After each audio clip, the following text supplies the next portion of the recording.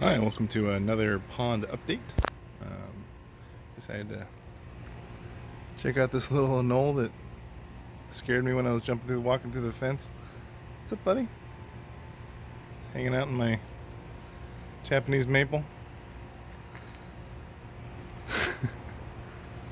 Yo, get out of the maple tree. Anyway, I guess he's just hanging out. So anyway, I wanted to do a pond update. Show you what has changed, what hasn't changed, and all that stuff. So the pond is still kind of separating here at the bottom, although it's settled down quite a bit. Other than that, the irises are still going gangbusters. We still have 3 koi. I've added a net on the top here. As you can see, it's some bird net. Because we had a heron incident. A heron came and ate the giant white koi. I don't even know how the thing got it, but there were scales in there. Much emotions were had, and then we shoot off the heron, and now we have a net. But we haven't had any heron incidences since. Other than that, koi are doing pretty good. There's 3 of them in there, and the rest are just shabunkins, or variations of shabunkins.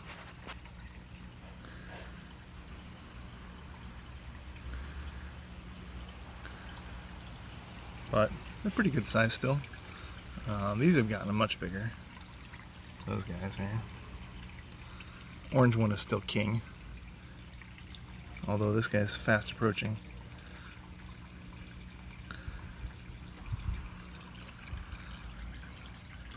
It's kind of cool. We've had the house painted since then, since I think my last video. We've also had a lawn installed. I say installed, planted, best way to put it. The lotus has returned again this year, which I'm still stunned because it only lives in a bucket down there. So that's just a little bucket that the lotus lives in. And every single year it dies off and comes right back, which is bonkers to me because there's no soil. So it's completely hydroponically supported.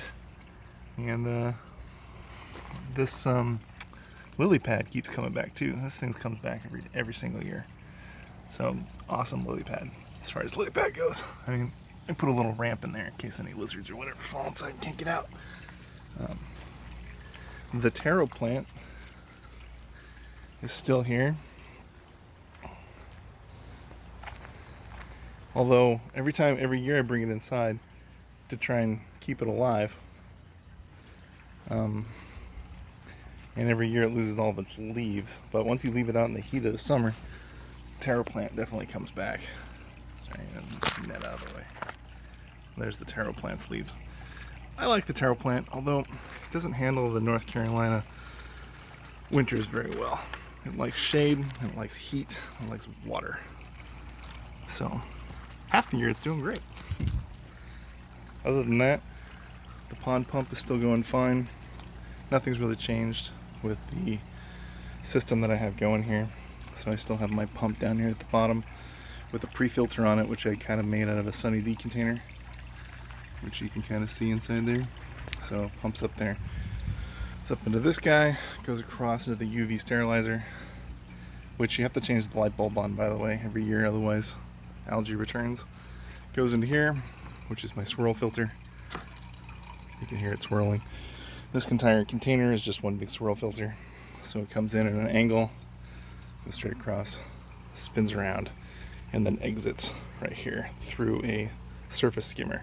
Surface skimmer comes in here, spits out into this guy, which is where my biological media is. And inside the biological media, it spins around in there. I have to clean it out this year. I haven't done it. I'm supposed to do it like every 6 months, but whatever. Stuff gets forgotten. My little island here, which is being taken over by this lotus leaf, which is buzz off. Right? It's kind of cool. It didn't work out quite as well as I wanted it to. I wanted the moss to keep coming back, but the moss died off in the winter and didn't really come back. You can kind of see some of it down here at the bottom, but I wanted the moss to cover the whole thing, cover the little pots and whatnot. But the Sarracenia did come back, so I still have one pitcher in there. Little tiny pitcher guy. The rest of them just have sent up runners, but no pitchers at the end. So I suspect the water is too fertilized for it. So it's just like, time to send out new shoots. We don't need pitchers. So those are my 2 Sarracenia pitcher plants. Other than that, that's the pond update. So still 900 gallons. Still some koi in it.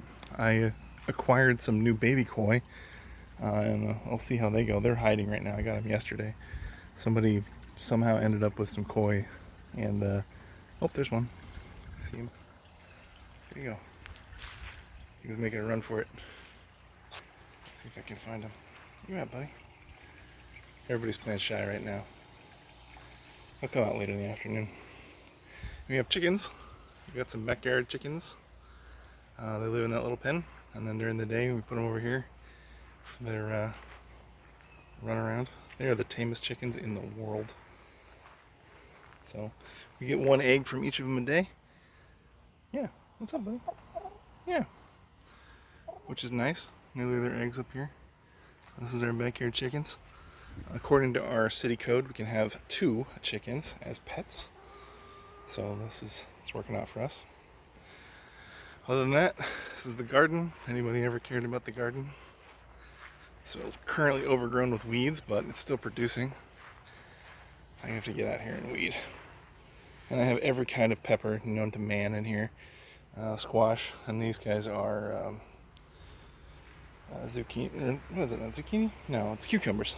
Cucumbers, sorry. Although zucchini is definitely in there. It's right over there. So, let's see if there's any cucumbers here. We're growing these giant Asian cucumbers right now. I think this one's probably about a day away to be harvested. Got this guy who's been ignored and lost on the dirt. I gotta take that guy out of there once I get my pocket knife. Got some bell peppers going here, although the bell pepper production has been terrible this year. And other peppers. And this was my attempt at squash over here. It's weird how like one section over you have complete squash overgrown, and here nothing. So can't really win with that. And hats off to the people who invented or bred a type of tomato called a Juliet. So this is a cross between a Roma and a cherry tomato. And these things are awesome. I'll show you this. Check this out. This is a little tomato, so it's not quite a cherry, it's not quite a Roma. Roma is about double this size. We have Romas, which are over there. But it's called a Juliet. And it's like, it has the firmness of a Roma tomato, but the flavor of a cherry tomato. I hate tomatoes, and I actually like this tomato. It's pretty cool. The tomatoes are this is just too many weeds, man. I gotta get out of here. It's 100 degrees practically outside, so dealing with the heat. Other than that, that's the backyard.